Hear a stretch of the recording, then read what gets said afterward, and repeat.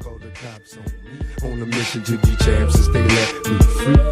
Prepare for combat, my adversaries crumble. Face it, I got a reputation for damage. Busters get ready to rumble. They lock me in a cell, have me trapped in a living hell. Though not guilty, I'm still in jail. Brother, I serve my time like a soldier. Maintain composure.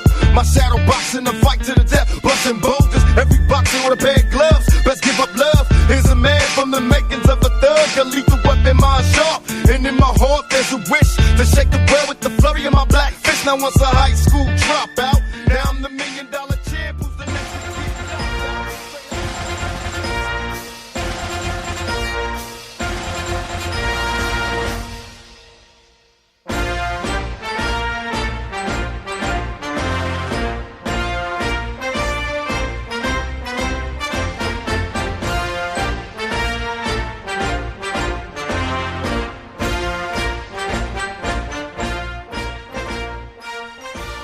Oh, yeah.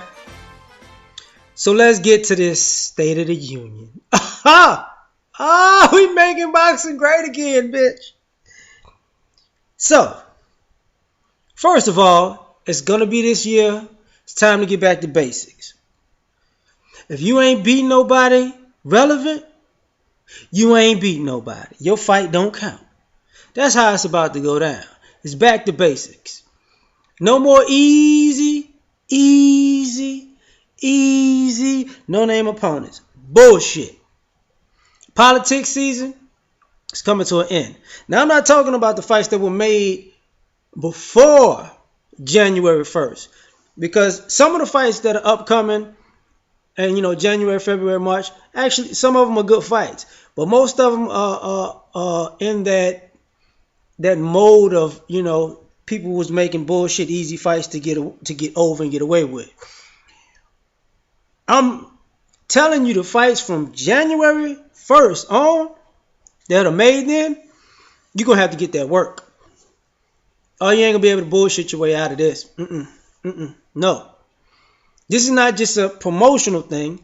This is a fan-driven thing. Because fans are tired of seeing these fighters duck. It's survival of the fittest at this point. You're going to have a lot of fighters they're going to be fighters who may lose, like maybe have 2 fights this year and they may split. But they're going to be the shit come 2018 because of the effort in the fights that they put on during the year. They may be fighters who lose all of their fights in 2017, but still garner the respect of the fans, and the fans will still pay to see them fight because they gave the fans what they wanted, a show. They gave the fans what they wanted, some heart. They're going to be some fighters who we're going to love to usher out. I hate to say it that way, but good riddance to bad rubbish. You can already see it now with certain fighters posturing and politicking their way and trying to just kind of say they're about to leave or they don't know where they're going to go or what they're going to do. It's because, and what I just said is not a shot at like Andre Ward for retiring. That is not, no. My point is that people like Billy Joe Saunders, watch the shit that Adonis Stevenson is going to probably try to pull. Those type of fighters who actually didn't step into the ring with anybody of quality as an opponent are going to try to, I don't know if I should be able to do this. I'm getting tired. That ain't finna happen. People are going to kick your ass out like Uncle Phil in The Fresh Prince. People going to get thrown out like Jazzy Jeff. You go, that's about to happen. There's going to be a war for supremacy with promoters because of now that all the information, some of the other information is out about the behind the scenes bullshit that goes on. These promoters are going to be at odds now. Somebody ain't going to make it. Like at the end of this year, somebody ain't going to make it. That's my prediction. Who is it? Time will tell. Because everybody has good things about them and bad things about them. But somebody ain't going to see the end of this year. And their fighters are going to be glad to leave. They're going to be some turncoats this year because they're going to be made to fight. I can guarantee you that, I say this right now, the PBC is going to lose some fighters because they don't want to actually fight other people. They're going to try to run the other promoters. And I think that's going to also happen with Top Rank because they're not fighting enough people. You know, Golden Boy, I don't know. Like they're so hitched to Canelo. They're gonna have to make a move to get some other fighters. Point blank. Period. If they don't get any other stars, they're gonna have a rough year. Also,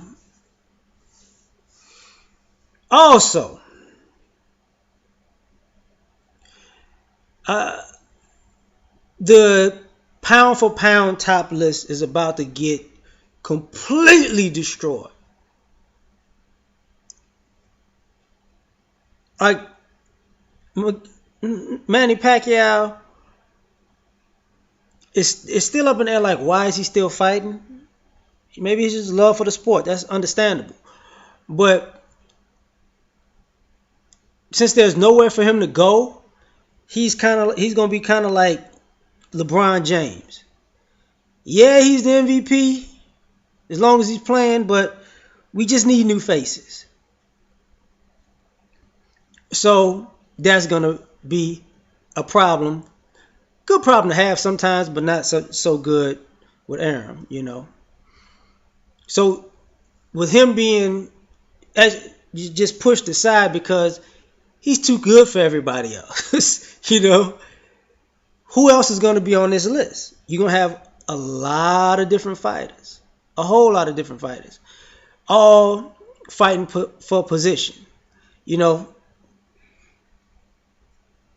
Keith Thurman could just break in there, or Danny Garcia can reemerge to come in there when they fight. They're going to be fighters that we've talked about previously, like, you know, these young fighters about to start taking heads. As you see, young fighters have already started the year doing that. These older, more seasoned fighters, they get nervous. See, this is the year of substance over swag. Nobody's going to give a shit about your following on social media if you're not producing. You know, your Twitter handle ain't going to mean a damn thing unless you took out a top tier fighter this year. Because people are tired of the build up. There's no more build up. You can't build on, you know, on nothing. And that's what boxing is at right now. It's really scrapped and back to the basics. It's down to rubble because everybody was on this gold rush, but it was shown over the last couple of years that, you know, a lot of these fighters were just taking the easiest way out. Now there ain't no easy ways out. Ain't no easy way. Either you're going to get it the hard way or you're going to get the hell out the way. That's how it's about to go down. Which, some of these fighters have been waiting on this day. Because now, you know, the people that we've talked about in the past that are the most ducked fighters, they're going to start beating the shit out of some of these people they couldn't get their hands on at first. It's going to get ridiculous. You know, some of your favorite fighters who you thought were good and who are actually good. You're going to see the difference between good and great this year. It's going to be a huge difference. You're going to see the difference between people who stayed sharp and people who took the easy way out and now they got to go into deep waters. Some people will be able to handle that shit. Some people going to drown. Some of them going to just be guppies. It is what it is. And this is also a year of no sympathy, no love, no empathy, no excuses, no explanations for the most part. Due to the fact that there were so many excuses, so many political games, so many social media jabs with no fighting afterwards. If you ain't coming with it, you're going to have to shut up. Put up or shut up. Also, this is going to be an interesting year for the heavyweight division. Because now the heavyweight division is too stacked with too many heavyweights to not have a couple of big fights during the year. Wilder, Joshua, they want to make that fight happen. It probably will go down this year. Because there ain't enough heavyweights to play around with. There are enough heavyweights to have names, but not enough to duck and bullshit like welterweights were doing. When it comes to super fights, either you're going to make it or the fans going to say, fuck you. If there's any hiccup with the Triple G fight after this May Chavez fight, it's gonna be a real big issue. I mean, Triple G still has to get through Danny Jacobs, which ain't an easy task. So that's a whole nother story. And Canelo still has to get through Chavez Jr., which to some will be an easy task, but I think Chavez is this is the first time Canelo's actually fighting a bigger fighter who can actually probably punish him and walk him down on weight alone. So this is going to be interesting. This is an upset. This could be the year where upsets destroy mega fights. Because of the lack of real fights being made in the previous 2 years. Because there are other fighters who are hungry. All you have to do is beat a fighter who's been sitting at the mountaintop for a little bit and is considered a star, and you pretty much got their spot. See,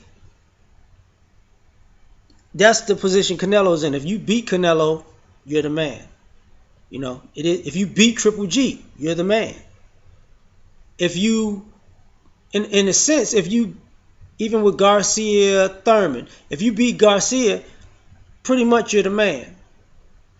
Even though, the situation, you would think Thurman's the sharper fighter because of his competition level, but Garcia would be the bigger name. It is what it is.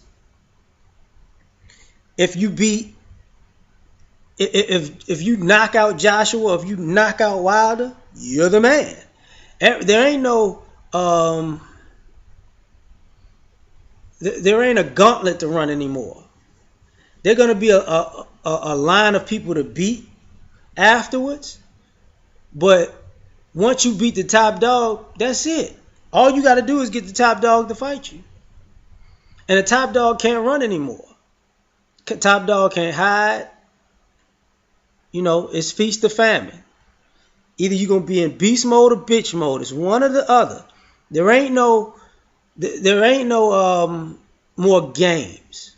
That's just what it, and I'm loving it. This is back to old school fighting.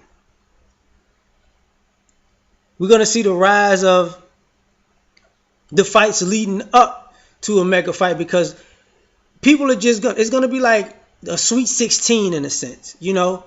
Nobody's going to know who the mega fights is going to be in the future, because nobody's going to know the winners of these matchups. It's going to be a lot of 50-50 matchups.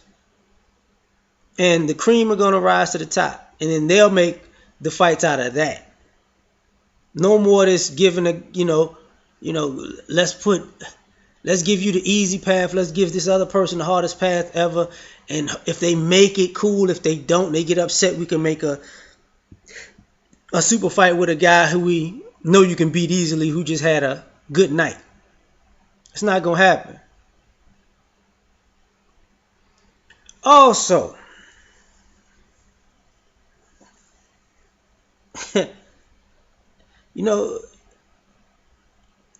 there may be a European invasion.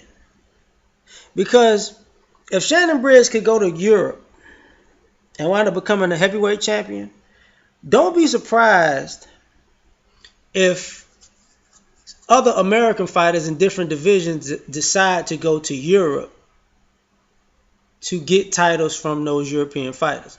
Don't be surprised if you get other, American fighters move to chase down the Billy Joe Saunders. If you get other American fighters to go to the UK to fight Kell Brook and Amir Khan in the same year. Don't put that out of your framework.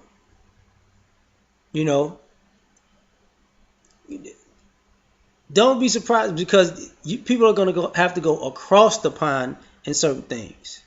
Wilder might have to go to the UK to fight Joshua because Joshua would be the bigger name in a sense. Just is what it is. Just like he would have to go to Russia to fight Povetkin. So if you want it in the UK, you're going to have to go take it from the UK. Which might be interesting in future reference because when that happens, we're really going to usher in a global boxing economy where, some people might have to go to fight Chocolatito on his home turf. You might have to fight Inuit on his home turf. I mean, you better be careful because and sooner or later, some of these Cuban fighters are going to be able to fight in Cuba. And that's going to be some serious shit.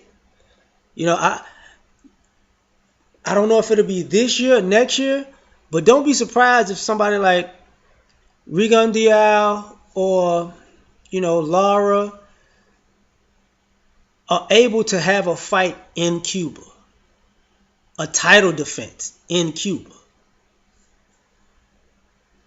which will really, really change boxing, especially in that Cuban dynamic, because that'll open up a new marketplace, a new ways to fight and everything.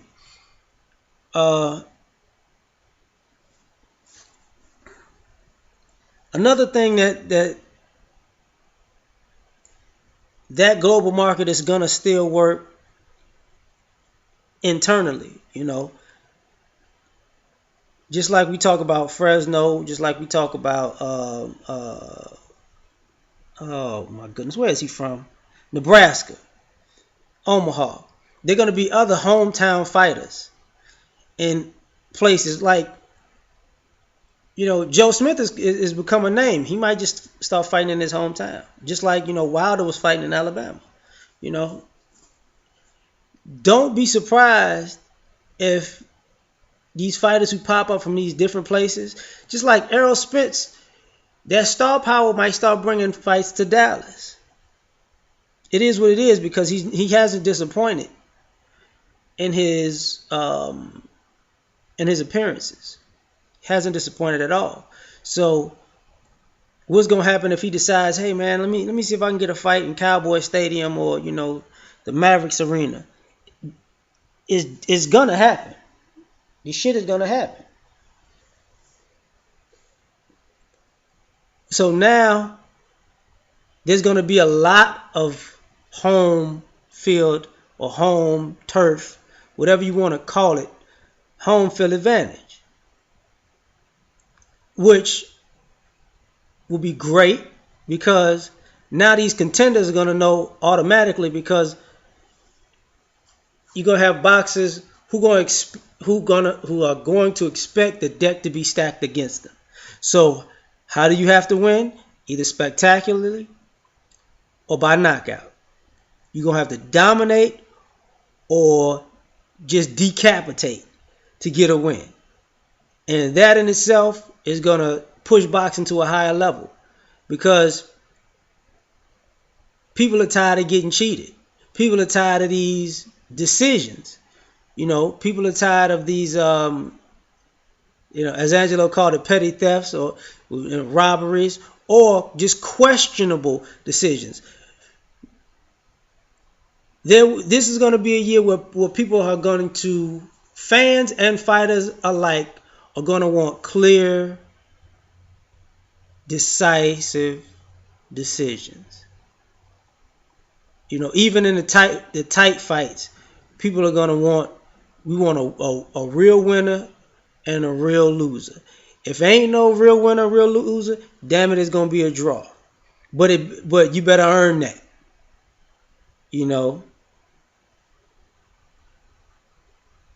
It's going to have to be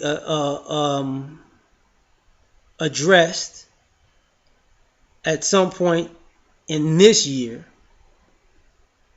The idea that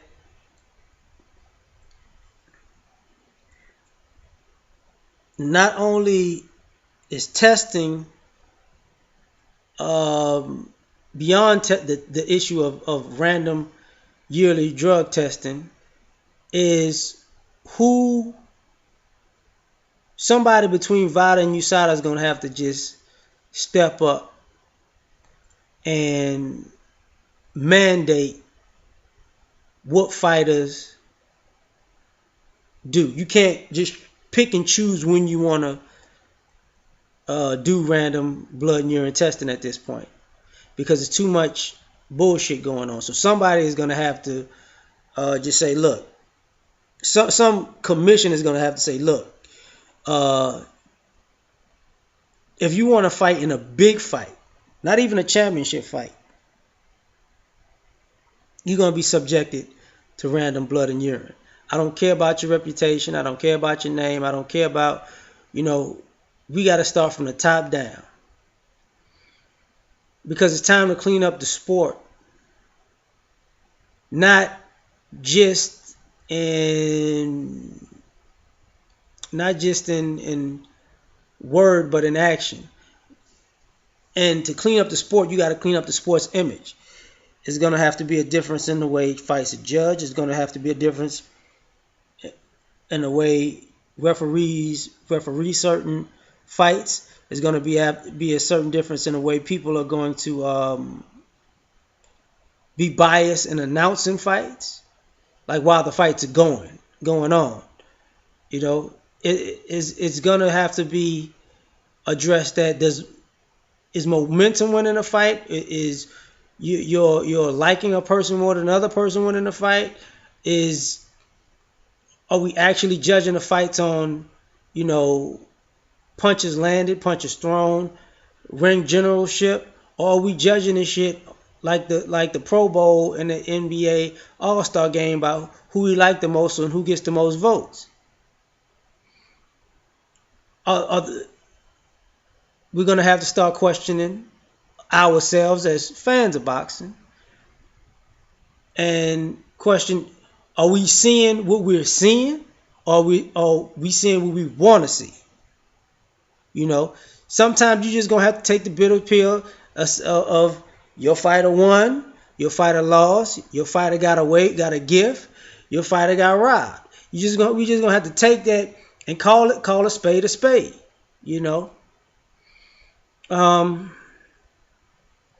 and ultimately, by the end of this year,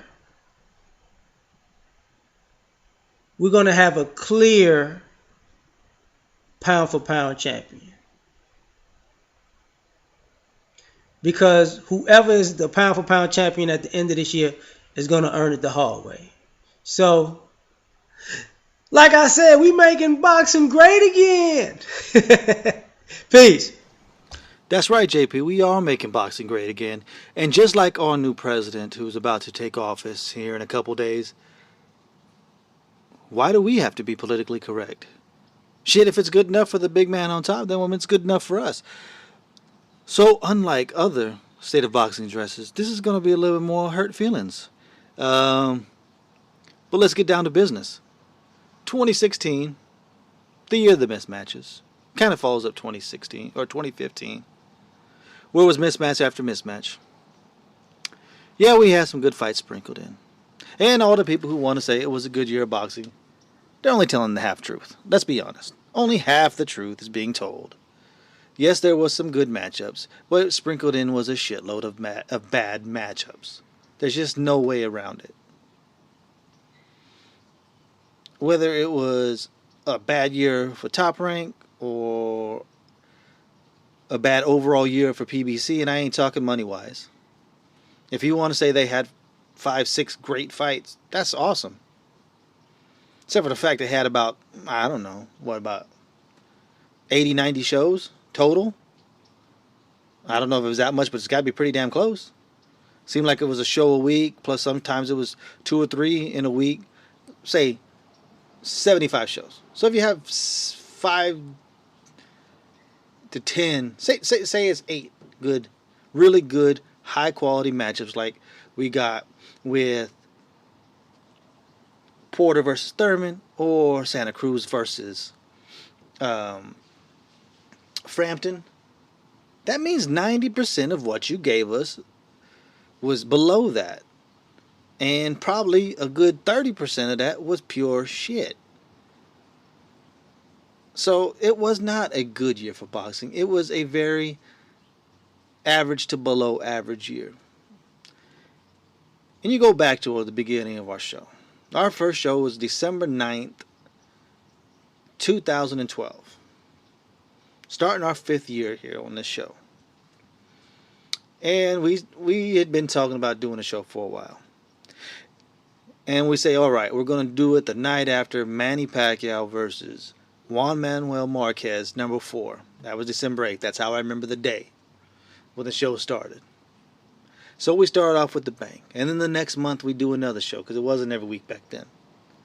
And then we do one about 2 weeks later. And then pretty soon it goes every week. But we fall into our show 2013, which is probably one of the best years that boxing has had in the last 20, 25 years. So, if nothing else, we picked a tremendous year to start a boxing podcast. Now, it hasn't been the same since. 2014 was maybe as bad as it could have got. I mean, it was terrible mismatches. It was fights that nobody wanted to see. I think, what was the biggest fight of 2014? Does anybody remember? Was it Canelo?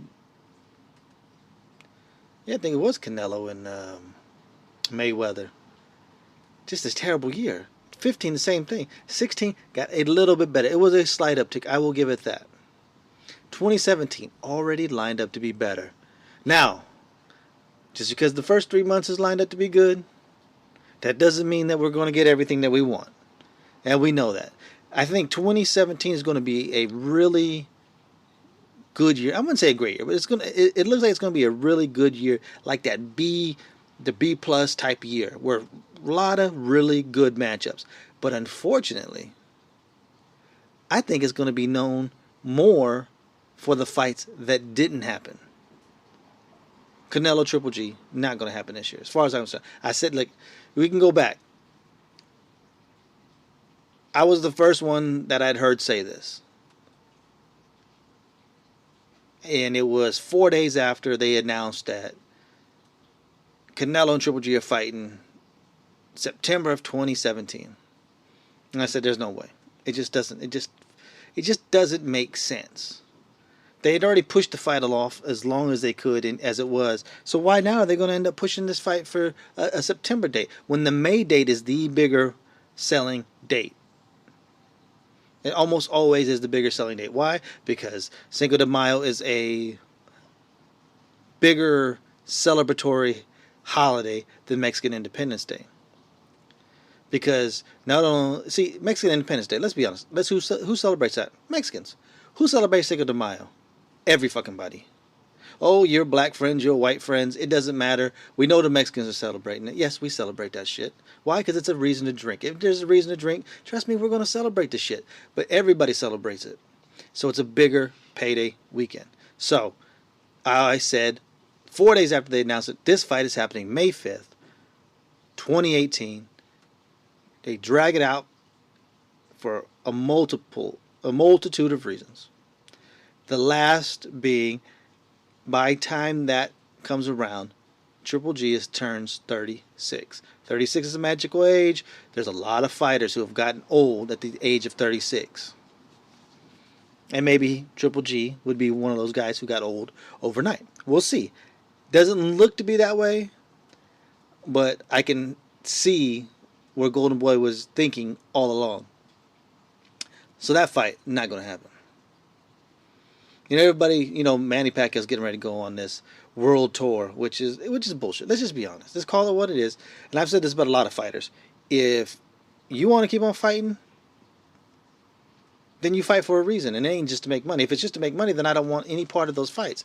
Why would I want any part of those fights? Because you're telling me that I'm only fighting this fight because I want to make some money. But there's nothing about greatness that you have no desire for greatness when it comes to any of these fights. So then why the hell do I want to watch any of them? I don't.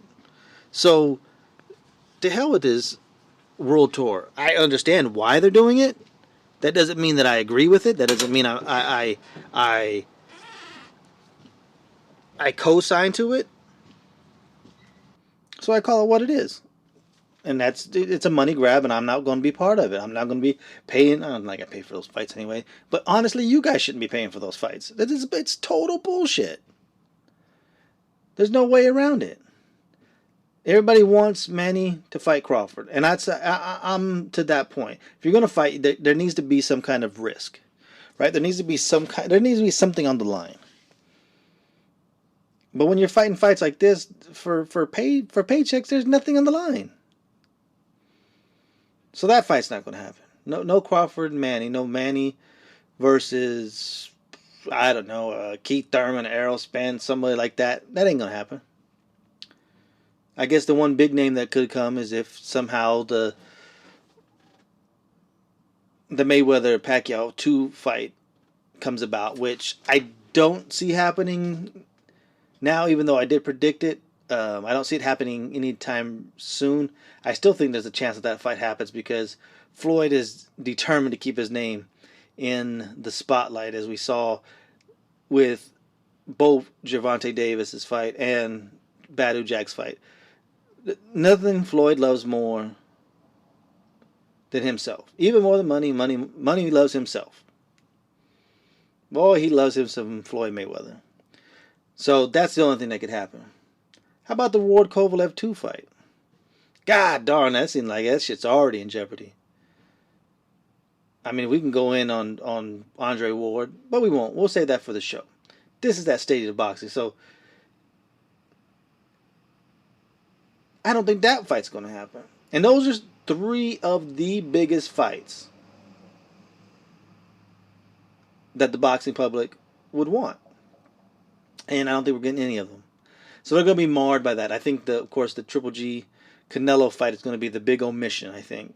And people, even though I think it is happening in May next year, that's going to be way too long. So this year, even though it's going to be better, it really doesn't. It doesn't equate to anything. I mean, it's like,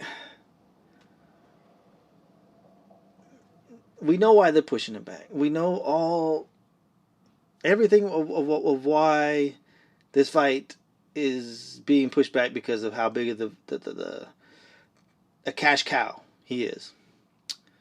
So this is just going to mar the year. I'm telling you, even though it's going to be a better year, everybody's going to be talking about that more about what didn't happen. Even though it's probably going to be more plentiful of good fights, we're going to be talking more about the few that didn't happen. Unfortunately. And honestly, I hope I'm wrong. I really do hope I'm wrong. But if I go back on these state of boxing addresses, me and JP usually knock this shit out the park because we don't use our feelings and our favoritism in any way in this. We just see how it is. Where it was the UK invasion in 2014. Hell, in 2013, when everybody was saying that the Mayweather-Pacquiao fight will never happen. That's right, y'all. Sometimes, when you're the president of boxing like we are, you get those important phone calls that interrupt it. But like I was saying, we told you about that fight because it just made the most money, and anything that makes that much money is going to happen. So when it comes to being wrong, I hope I am, but I don't know. I don't feel like I will be. This year, also on our agenda, is calling out sanctioning bodies, mainly WBC or WBA. We don't know who's worse. WBC doesn't really like to push mandatories on people. Never really understood that. They got a couple lined up. Chocolatito's fighting a mandatory. I'm sure there's another one in there somewhere. But the WBC really doesn't do a very good job. They have champions who have been champions since 2014 who have yet to have a mandatory defense. So that should tell you everything you need to know. I mean,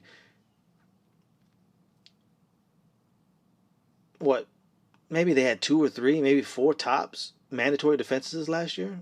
Hell, they got what is it, 13, 14 belts? And you had like 4? 3 tops? That shit's got to change. WBA, well, we know what's up with those guys. They like doing their mandatory, not mandatory. Super regular, we're consolidating, but we're not. Champions, we're keeping an eye on the sanctioning bodies. I don't really put the IBF in there. Why? Because they actually force mandatories. They actually follow their rules. Now, I may have a problem with their ranking system because sometimes it's some of the weakest ones. The WBO, yeah, we'll see what happens with those guys. But to me, the 2 biggest culprits of everything is the WBA and WBC. So I'm going to be calling those guys out throughout the year. Also, I'm going to be calling out hypocrisy from fans, from shows, from YouTube people. The inconsistencies, man, they got to stop, man. It's just, I don't know, it's like boxing podcasts, especially, and internet boxing shows has been taken over by the boxing snobs. The boxing snobs. Everybody knows the boxing snobs. It's the people who are the quote-unquote purist, and they love the purity of hit and not be hit, which equals hit. Well, let's just put it like this. Emphasis is not be hit. Hit maybe, but the emphasis mostly is not be hit. And so these shows have been overtaken by those guys, where it's very inconsistent.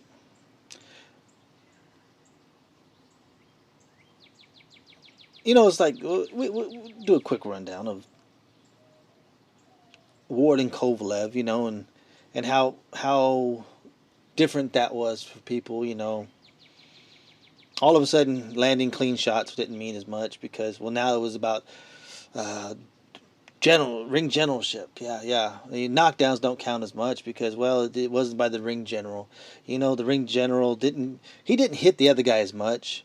But he controlled the action more, and I hate to break this to people. Punches actually count for more than anything else, because if you had 2 guys who never landed any punches, that would be one fucking shitty fight. So I'm calling out those guys, man. Because basically what happens is guys like that say, "Well, no, Ward clearly won." Clearly, fucking clearly. What the fuck are you smoking? He was out, thrown out, landed, and knocked down. No, there's nothing clear about that. Then they turn it into, well, it depends on what you like. No, it doesn't depend on what you like, motherfucker. It depends on who had a better round. Simple. I don't like Arizlandi Lara. I hate watching this fucking fights. Had him winning the Canelo fight. That's just how it goes. Because why? Because he had more better rounds. Simple. Not that hard. It's not about what I like. It's about who had a fucking better round. And all of a sudden, people want to equate, but he controlled the distance. I know he got outlanded in that round, but he controlled the distance, so I edged him that round. Really? Really? That's like giving a fucking football team a win. They may not have scored more points, but they controlled the tempo of the game. They had ball control. They had the time of possession, battle won easily. It's kind of the same fucking idea. That shit fucking needs to stop. And the people who criticize those who criticize boxing. You know, like if you're not happy with boxing, you shouldn't criticize it. Bull fucking shit. Boxing is like a friend. And a real friend tells his friend when shit is fucked up. You know, if they don't, they're just yes men. They're the guys who tell Adrian Broner, no, everything you do is good. No, a real friend will grab Adrian Broner by the neck and say, hey, motherfucker, you need to check yourself. Otherwise, I will check you if that's what needs to be done. Because that's what friends do. Friends are honest with friends. Friends can tell you you're full of shit. Friends can tell you when you're doing good. Friends can tell you when you're doing bad. Real friends, people who love you, honestly love you, tell you the truth. They don't just yes you the whole time. Oh yeah, no, champ, you're doing good. No. Oh, fuck the haters. No, fuck you. You the one fucking up. Boxing, you fuck up. That's how it is. I told you this is like an abusive relationship. You know, and all these fans who do that. You know, people need to stop. No, people don't need to stop. What you are, you're that battered wife syndrome. He beats my ass, but you don't understand how much he loves me. You just don't understand him like I do. I understand he whips your ass, so we got to call him out for whipping your ass. So when boxing punches us in the nuts, we got to tell him, hey, no, you can't be doing that. Stop the bullshit. And that's what we're going to do.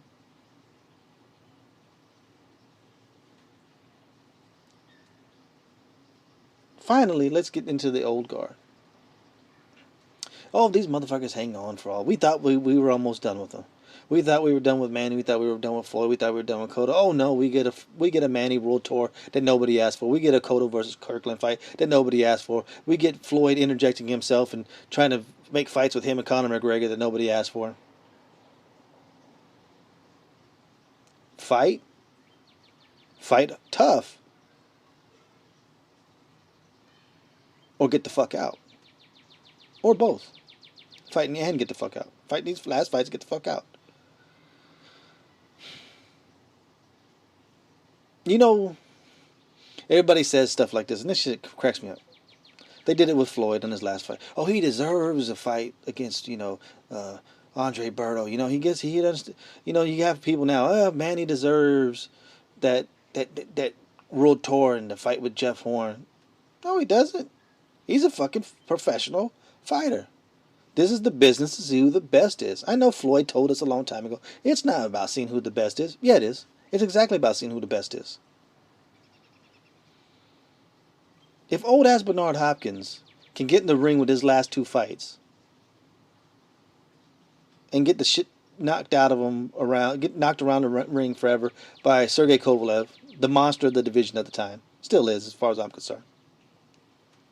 Gets in there with a guy like Joe Smith, who we underestimated, who we saw what he could do against a guy like Fanfara, who everybody considered a top 3 to 4 light heavyweight in the world. But he challenged himself. Whatever you want to say, he challenged himself. At 49, almost 50, and 51, almost 52 years old, he challenged himself.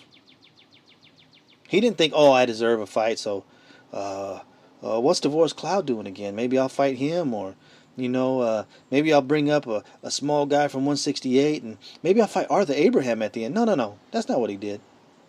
He fucking challenged himself. Why? Because he's a real fighter and a real man. Now, I can have my issues with what he, some of the issues that he pulls after the fight, but guess what? He got in the ring and he challenged himself. So no, these guys don't deserve anything. What they deserve is, if you're going to do bullshit fights for bullshit reasons, we call you out on it. That's all. That's what they deserve, and they're going to get exactly what they deserve. I just can't do it no more. The more you do this, the more you do a show like this, the more things start to get under your skin. Some things, the more things you do like. There are certain things that you do like that maybe other people don't see. I don't have the biggest problem with PBC. There are others out there that do. To each his own. I mean, I call it by the fights. The fights have been substandard comparative to how many fight. If you got 200 fighters, if you can only give me 4 good fights a year, you're shit. That's plain and simple. If Top Rank can give us 1 to 2 good fights a year, and they have a tremendously small stable, Golden Boy really hasn't given us nothing.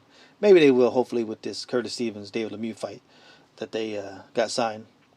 Hopefully, if main events can have literally like 3 fighters and give us a good fight, or at least a good show. Well, if you got 200 fighters, I'm sorry, the bar has been raised for you. That's my problem with the PBC. That's my problem with everybody. We need to Rodney King this, and can't we all just get along? Come on, people. Start making these fights happen. We're getting in the right direction, and we'll see.